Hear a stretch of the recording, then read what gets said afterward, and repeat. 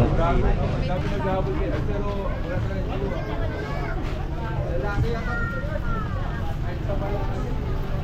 ito yung lugar ni Diwata Pares Overload. So medyo mainit, so nagmamadali lang tayo. So hindi natin alam kung nasan yung sasakyan na binigay sa kanya. Pero ito yung binigay ni Rosemar. Parang yan. Ayan. Ayan yung mga tao. So ito yung kanyang lutuan. So punta tayo sa kanyang. Ayan. Tabihan muna natin si Diwata. Ayan.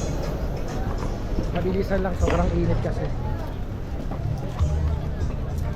So kung hindi ka naman choosy, ayan, pwede naman para sa masa. Ayan.